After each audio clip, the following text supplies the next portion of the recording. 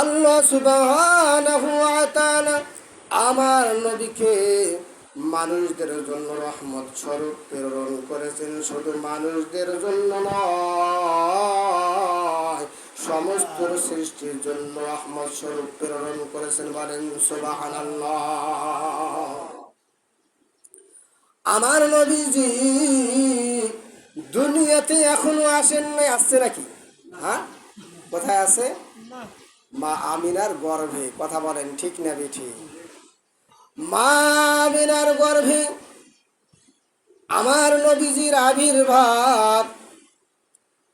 মা আমিনার শরীর থেকে সুগন্ধি বাইর হয়। কিছু কুটনা মহিলা আছে, তারা অভিযোগ করে আব্দুল্লাহর মায়ের কাছে, আব্দুল্লাহর বাবার কাছে, মা আমেনা, তোমার বৌমা আমেনা যখন বাইরে বাইর হয় কিন্তু অনেক পারফিউম ব্যবহার করে, সুঘ্রাণ ব্যবহার করে, সুগন্ধি ব্যবহার করে।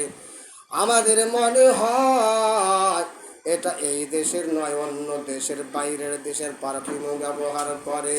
কিন্তু ওই সময় কিন্তু একটা প্রথা ছিল, নিয়ম ছিল, কোনো মহিলার যদি স্বামী মারা যায় 1 বছর কোনো সেন্ট ব্যবহার করতে পারবে না। এরকম অভিযোগ যখন মা আমিনার অভিযোগ দিল আব্দুল্লাহর মায়ের কাছে, তার বাবার কাছে, এমতো অবস্থায় মা আমিনাকে ডাক দিল, মা এরকম তোমার বিরুদ্ধে অভিযোগ আসতেছে, কিন্তু আমরা হলাম সবচেয়ে মক্কার মধ্যে বংশীয়ধর, সবচেয়ে আমরা, আমাদের বংশটা বড়, আমরা হলাম কুরাইশ বংশের লোক। কোন বংশের লোক? কুরাইশ বংশের লোক, আমাদের মান সম্মান আছে। আমতো অবস্থায় আমিনা বলল, কি হয়েছে খোলাখুলি বলেন আব্বা। এমতো অবস্থায় আব্দুল মোতালেব বলল, আমাদের কানে কিছু অভিযোগ আসছে, তুমি নাকি সেন ব্যবহার করো, শরীরের মধ্যে বিদেশি সেন ব্যবহার করো, সেই সুগন্ধি নেওয়ার জন্য বাইরে লোকেরা দাঁড়িয়ে থাকে। বলেন সুবহানাল্লাহ। আমতো অবস্থায় মা আমিনা বলল, তাই নাকি? বলে হ্যাঁ, সুগন্ধি আমার শরীরে আজকে থেকে বাইর হয় না। শুধু শরীর থেকে নয়, আমি যখন থুতু ফেলাই তখনও আমার থুতু থেকে সুগন্ধি বাইর হয়।